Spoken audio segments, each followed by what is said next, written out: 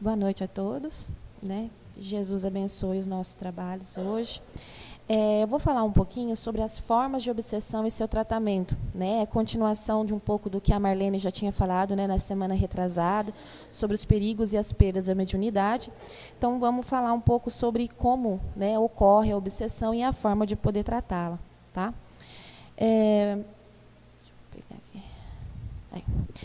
Para começar, a definição de obsessão é um constrangimento que os espíritos desencarnados exercem sobre a vontade dos encarnados, né? Sabendo que é um constrangimento incessante, pode-se concluir daí que não é típico de espíritos elevados, né? É uma ação praticada por espíritos inferiores. Visto que os espíritos superiores, quando eles nos aproximam, nos aconselham, né? Quando eles veem que não são ouvidos, eles logo se afastam. Né? Eles não infligem nenhum tipo de constrangimento aos encarnados, né?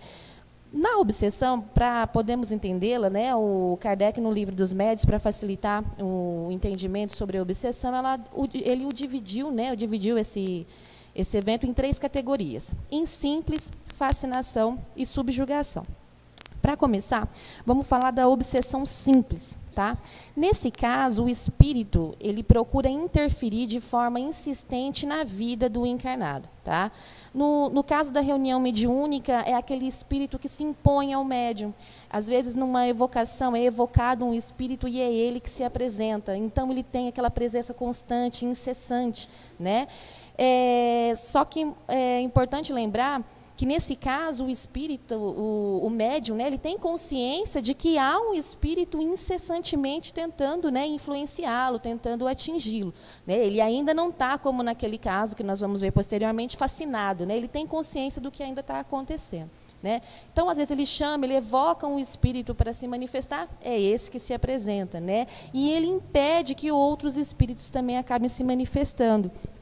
Mas vamos lembrar, como eu destaquei ali que é importante, que não necessariamente ser enganado por um espírito significa que está obsidiado. Né? Como a gente já até estudou sobre mistificação, existem espíritos que às vezes se apresentam, né, sobre um outro nome, disfarçando de uma outra característica para enganar a equipe mediúnica. Quando é que há a obsessão? Quando esse espírito é insistente. Né, quando ele insiste em se manifestar e o médium acaba tendo dificuldade de se desembaraçar dele. Tá? Como ele tem consciência do que está acontecendo, o tratamento da obsessão simples consiste no médium, ele não mais, né, não só no caso do médium, mas qualquer pessoa que sofre esse tipo de obsessão, ela não ter mais o padrão vibratório que atrai esse espírito para ela. Né? E como você muda a sua faixa vibratória para evitar a ação de espíritos obsessores? É através da sua prática, da mudança de pensamento, da mudança de atitudes. Então, é não fornecer campo mental favorável à ação de espíritos inferiores. E a gente faz isso através de boas leituras, a prece, conversas edificantes, mas não dentro do centro, né? Não quando você acha assim, eu vou fazer isso quando eu tiver, vou lá, tomo um passe e pronto, acabou. Não é isso. Né? É diariamente, é constantemente, é você mudar o seu padrão vibratório para atrair para si, né, somente espíritos que possam te ajudar. Então, se você, por exemplo, sai de dentro do centro, mas continua lá fora, envolvido em conversas né, menos elevadas, né, continua praticando a maledicência, né, se envolvendo, frequentando lugares, né, não condizentes, né, se envolvendo em conversas menos edificantes, é claro que você vai atrair para perto de si espíritos com a mesma faixa vibratória. Né? Isso vale para qualquer pessoa. No caso desses espíritos que se manifestam incessantemente na reunião mediúnica, o médium, para começar, provar ao espírito de que ele não está sendo enganado.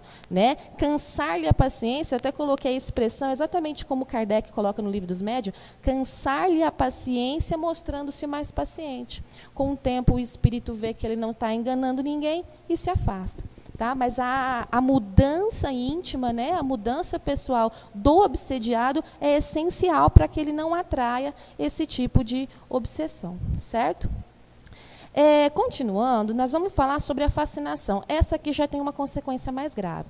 Porque, nesse caso, o espírito obsessor, ele causa uma ilusão no obsediado em que ele não se acha nessa condição, ele não acha que ele está nessa condição. Muito pelo contrário, ele acaba considerando que os outros é que estão obsediados e que ele está certo. Por isso ele está fascinado, ele foi enganado, iludido. Ele acredita, né, que as mensagens que ele recebe, né, no caso de uma reunião mediúnica, as teorias falsas que lhe são apresentadas, ele acredita que são verdadeiras. Então, ele está sobre não somente uma influência, como na obsessão simples, ele está fascinado, né? Nesse caso, o obsediado, ele costuma se negar a receber qualquer tipo de orientação e qualquer tipo de tratamento, porque ele acha que ele não está sofrendo desse problema, muito pelo contrário, é a implicância dos outros, né? E como que chega a esse ponto, né? Como que se chega a uma obsessão desse ponto? Não é de uma hora para outra. O espírito, ele vai aos poucos, né, se aproximando do obsidiado, vai aos poucos, né, se imiscuindo da vida dele, dos seus pensamentos, a tal ponto que chega uma hora em que ele vai conseguir enganá-lo de forma completa, né, de forma total. Às vezes nós podemos pensar assim, bom, mas eu sou uma pessoa estudada, eu sou uma pessoa inteligente, eu jamais vou cair na conversa de um espírito desse. Lê do engano. Porque quem começa a pensar assim é porque já tem um pouquinho de vaidade, um pouquinho de orgulho. E é justamente nesse ponto que os espíritos acabam nos pegando, né? Quando nós estudamos sobre a questão da ação, né, de espíritos mistificadores, uma das coisas que eles pegam justamente é na vaidade do médium, né, em que vai adulando ele com palavras, com elogios, né, aos poucos vai fazendo com que ele acredite que ele seja detentor de uma verdade absoluta, que ele seja porta-voz exclusivo de algum espírito superior, ou que ele se apresente com um nome venerável para se fazer enganar, né? E aí o médium, ele acaba acreditando, caindo nessa conversa. Então, isso não está necessariamente ligado à formação intelectual, à formação nossa, né, material do médium, do obsidiado. Está ligado à nossa condição moral, né? O fascinado, como ele não consegue perceber esses indícios, né, que o espírito obsessor, dos sinais de inferioridade desse espírito, o obsessor, ele acaba tentando fugir de situações onde ele possa ser desmascarado, né? Então, costuma a pessoa fascinada ser muito melindrosa, né? Ela ter receios de receber críticas, né? Ela não aceita críticas. Então, o obsessor faz com que a sua vítima, né, no caso, ela se afaste das pessoas que possam esclarecê-la. Né? Então, olha, em determinado lugar, ele recebeu uma orientação, né? O dirigente, o coordenador da reunião chegou, ó, vamos tomar cuidado, o que será que está acontecendo? Será que realmente é assim? Ele já se ofende e se afasta, né? Porque ele não acredita que está passando por essa situação. Por isso que é considerado, por Allan Kardec, no Livro dos Médiuns, um dos tipos de obsessões mais graves. No caso do tratamento, primeira coisa, né, convencer o fascinado de que ele está sendo ludibriado. Porque, como nós vimos, se nós atraímos para perto de nós, né, os espíritos, de acordo com o nosso padrão vibratório, de acordo com a nossa energia, né, não adianta nada alguém chegar do nosso lado e afastá-lo, né, que se nós vamos atraí-lo novamente. Então, a primeira coisa, o fascinado, ele tem que ter consciência, né, ser orientado de que ele está sendo enganado. Né? A partir daí, ele mudar as suas atitudes, mudar o seu padrão vibratório, mudar o seu pensamento para deixar de atrair esse espírito para perto de si. Mas Kardec, ele é bem claro, e nesse ponto, né, ele acaba sendo bem taxativo, que ninguém pode curar um doente obstinado em conservar o seu mal. Você orienta, você tenta, você esclarece, mas se a pessoa não quer abrir os olhos, ela se compraz em continuar sendo enganada, o que você vai fazer? Né? O que ele fala? É fazer, né, deixá-lo com as suas ilusões. Uma hora, mais cedo ou mais tarde, ele vai precisar de ajuda. Né? Mas não adianta nada você tentar abrir os olhos de quem não quer abrir. Porque a mudança, o afastamento desse espírito obsessor depende muito da mudança íntima do obsidiado. Se ele não quer, né, por isso que essa obsessão é muito grave. Então, todas as pessoas elas têm que já ir tendo consciência, mudando a sua postura, mudando as suas atitudes para não cair numa situação como essa. O terceiro e último tipo, né, de obsessão é o que a gente chama de subjugação, né? Esse é um fenômeno onde o encarnado ele já está sobre o domínio completo e total de uma entidade desencarnada. Ou seja, paralisa a vontade daquele que a sofre. Então, a influência, né, a ação do espírito obsessor sobre o encarnado já está a tal ponto que a vontade dele está paralisada.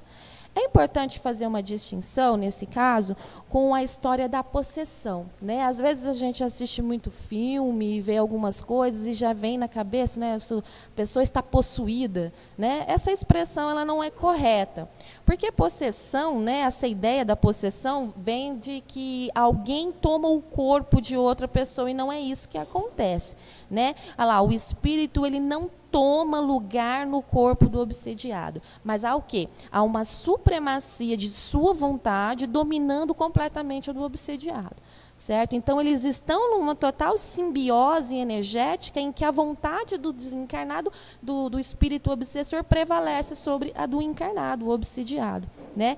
E o que acontece? O obsidiado ele acaba fazendo, realizando coisas, tomando atitudes que no estado normal ele não faria. Né? Aqui no livro dos médiuns ele até cita o exemplo de um jovem que ele, né, sobre o império de uma obsessão dessa natureza, ele se via constrangido a se colocar de joelhos diante de uma moça, às vezes ele nem conhecia essa moça, né, e para pedi-la em casamento. Né? E ele sofria, ele até fala assim, ó, outras vezes ele sentia uma força enérgica tão grande que o fazia ajoelhar e beijar o chão nos lugares públicos.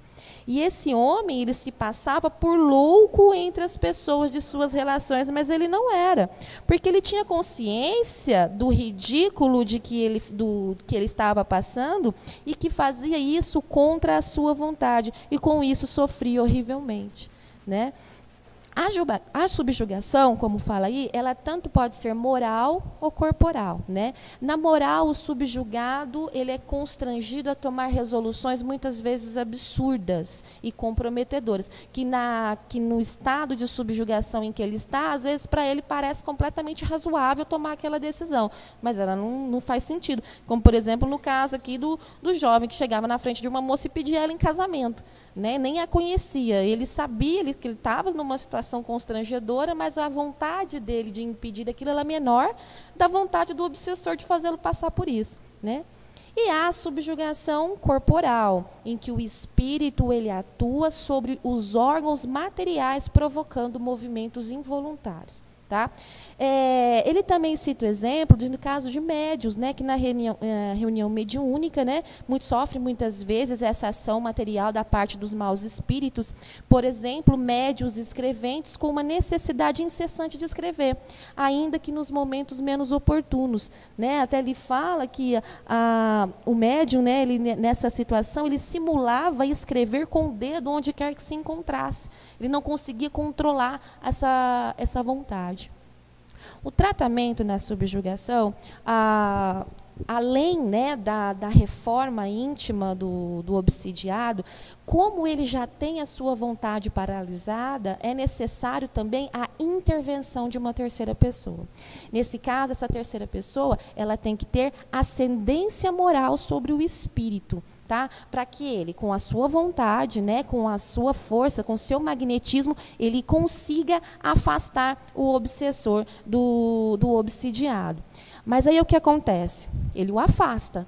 É a oportunidade que tem o obsidiado de se recuperar, né, de refazer as suas forças e se transformar. Né? Voltando ao que a gente falou lá no início, fazer uma reforma íntima, melhorar o seu campo energético através das melhoras dos seus pensamentos, da melhora das suas vibrações, das suas ações, para que ele não possa mais atrair para perto de si esse tipo de espírito. Porque não adianta nada, ele passa por um tratamento, né? Ele consegue ser desvencilhado da presença desse espírito, mas ele continua a mesma coisa. Às vezes o espírito que o estava obsidiando antes até recebeu o tratamento, foi socorrido, mas vem outro que vai encontrar ali a oportunidade de fazer a mesma coisa.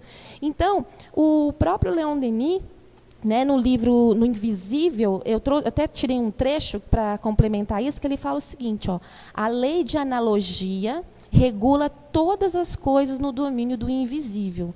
Nossos contatos com o mundo ultraterrestre variam ao infinito, conforme a natureza de nossos pensamentos e de nossos fluidos, que constituem poderosos ímãs tanto para o bem quanto para o mal. Então, a gente atrai pessoas similares a nós. Então, no caso da subjugação, há necessária a intervenção de uma pessoa com ascendência moral sobre o espírito para o afastá-lo, e o obsidiado tenha tempo, energia, né, e vontade para poder sair dessa condição. Certo? Aí, as características, né, no livro dos médiuns, há alguns tópicos em que o Kardec traz como reconhecer a obsessão, né, principalmente no caso, né, do trabalho mediúnico. A primeira coisa, a persistência de um espírito em se comunicar, opondo-se a outros espíritos que o façam, né? Como a gente falou lá no caso da obsessão simples, aquele que se manifesta insistentemente, evitando que outros façam também. Né? Já é um primeiro sinal. Segundo, o médium que ele nega reconhecer a falsidade e o ridículo das comunicações que recebe. Às vezes ele começa a receber comunicações trazendo alguma teoria mirabolante e para ele aquilo faz sentido. As pessoas que estão ali às vezes tentam alertá-lo e para ele aquilo faz sentido, que é perfeitamente plausível. Isso já pode ser um sinal de fascinação, né? Outra, crença cega na infalibilidade e na identidade dos espíritos.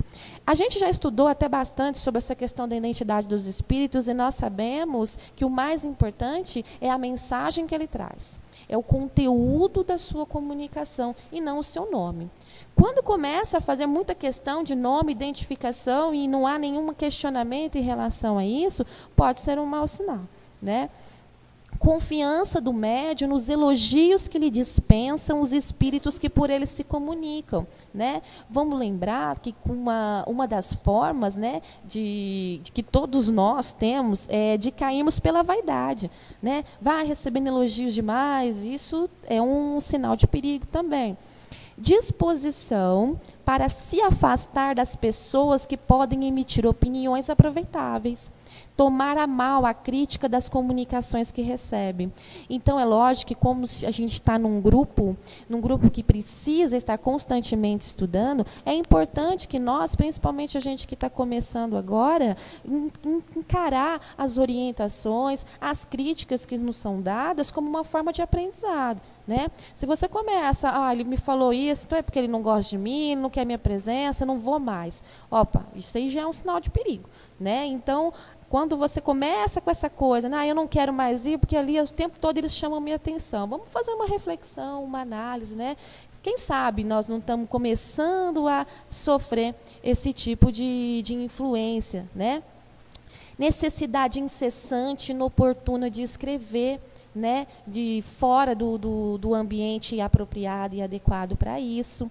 Constrangimento físico qualquer dominando-lhe a vontade e forçando a agir ou falar a seu malgrado, né? Quando você faz ou age de alguma forma que está fora da sua vontade, você acaba fazendo aquilo.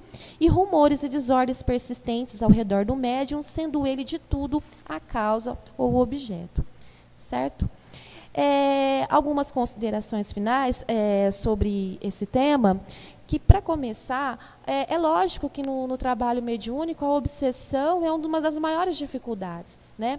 Porque ela compromete o trabalho em si, mas também é um obstáculo, como ele diz aqui, a bondade e a veracidade das comunicações. Se vamos perceber que o objetivo do trabalho mediúnico é o amparo, é o socorro, né?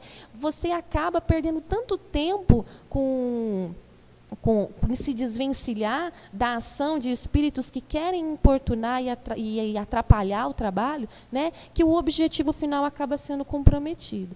Né? Outra coisa que ele também fala, que às vezes algumas pessoas, principalmente quem está começando, pode falar assim, nossa, estou escutando tanto falar de obsessão, estou começando a ver algumas coisas erradas, então o problema é a mediunidade, é o espiritismo. Eu vou me afastar que nunca mais eu vou sofrer com isso. Não é bem assim. Para começar, não foi o espiritismo que criou os espíritos, não foi o espiritismo que criou a influência espiritual nos encarnados, isso sempre existiu. A faculdade mediúnica é apenas mais um meio que se há para os espíritos se manifestarem. E ela é, muito pelo contrário, uma das ferramentas mais importantes que nós temos hoje para combater a ação dos obsessores, porque até então eles têm um fator, né, de vantagem em relação a nós, eles são invisíveis. Né? Como combatê-los nesse caso? Então, a mediunidade, ela traz essa ferramenta a mais, essa ajuda para combater a ação desse tipo de espírito. Complementando isso, o próprio Leon Denis acrescenta, mesmo que nós nos desinteressemos do mundo invisível, nem por isso ele se desinteressará de nós. Tá? Os espíritos, as causas, né, o que levam o espírito a obsediar alguém pode ser da mais variada, dependendo, né, da condição espiritual desse indivíduo. Pode ser por vingança, né? Às vezes ele está obsediando alguém com que ele tem algum compromisso, algum débito, alguém que não perdoou, que não foi perdoado. Pode ser por vingança. Pode ser o simples fato de querer fazer o outro sofrer.